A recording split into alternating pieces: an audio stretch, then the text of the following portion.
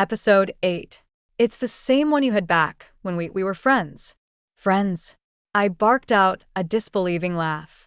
We'd been way more than friends that summer, and my depraved mind immediately conjured up images of Caro's gorgeous body naked in the moonlight. I swallowed hard and couldn't stop my dick from responding to those memories. Our passion had been hot and blinding. Judging by the difficulty I'd had wiping her from my thoughts recently, also epically memorable. Yes, we were friends. Her accusing words cut deep. She was right. We'd been more than fuck buddies. We'd been each other's confidants and sounding boards. We'd spent hours talking about our hopes and dreams.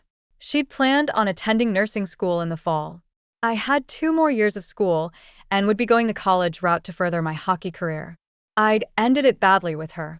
Instead of making promises I couldn't keep, I'd been bluntly honest and told her we were too young, had no future, and had a great time while it lasted.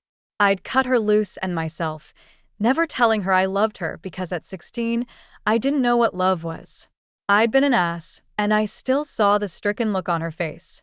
She'd recovered quickly and shot back with her own biting words about what a jerk I was, and she'd be glad to be rid of me.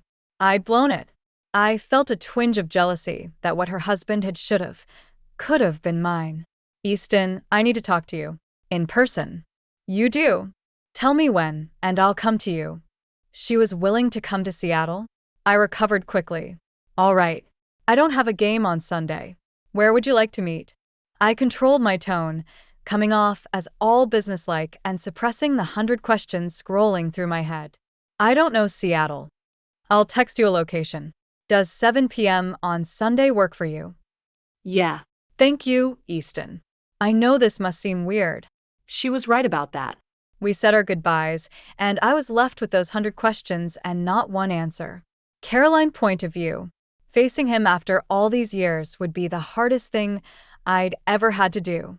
I didn't know what to expect. No doubt my news would come as a shock. Would he be angry, be in denial, or walk away and never look back?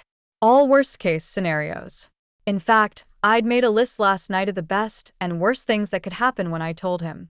Then I'd written notes on what I wanted to say and gone over them several times in an attempt to memorize them. Right now, I couldn't remember one word of my speech. I'd considered the cowardly way out by having an attorney contact him, but he deserved more than that. Besides, the money for a retainer wasn't in my budget. I was early and took a seat in a semi-private booth near the back. I ordered a glass of wine to help calm my nerves. Fidgeting with the stem of the wine glass, I turned it in slow circles, mesmerized by the golden liquid sloshing in the glass.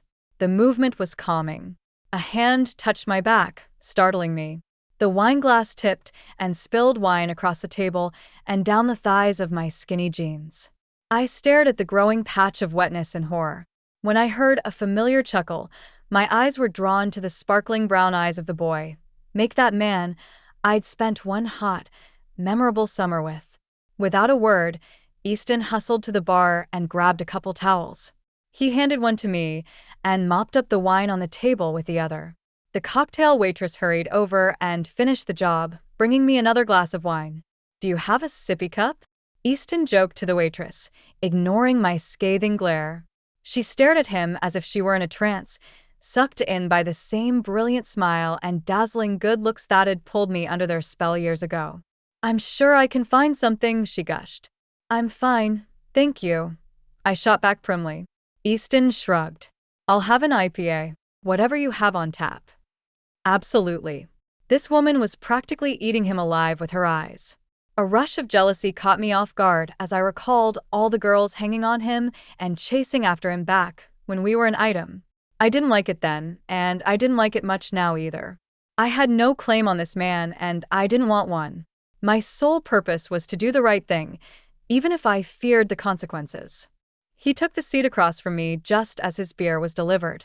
The waitress didn't leave but lingered, staring longingly at Easton. He nodded at her, and she finally took the hint, slinking away. You look good, he said as his gaze ran over me. Every cell in my body lit up from the inside out. Our eyes met, and all those years melted away. We were 2 people who enjoyed each other's company and each other's bodies. He was older. His face had none of a boy's softness, but was all angular lines and hard planes.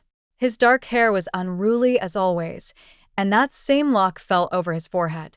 I resisted the urge to brush it back, as I often had. His dark eyes still shone with humor and good nature.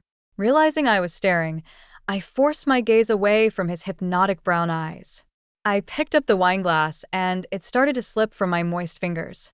Easton grabbed it before I spilled another glass all over the table and him. His eyes twinkled with mischief as he handed the wine back to me. "About that sippy cup? I don't need one," I responded with a ghost of a smile on my lips. Could have fooled me. I took a sip and placed the glass on the table. Digging deep for the courage I'd need to bring up this subject, I dived in. "I suppose you're wondering why you're here." He nodded.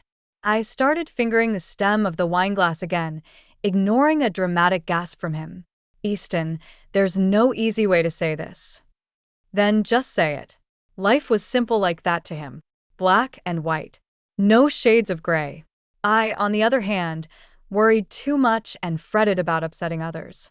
There wasn't any getting around this. He was going to be upset. "Or you could make a list," he quipped with a teasing grin. Full story is available on shelfofnovels.com. Click the link in the comment section to get it free.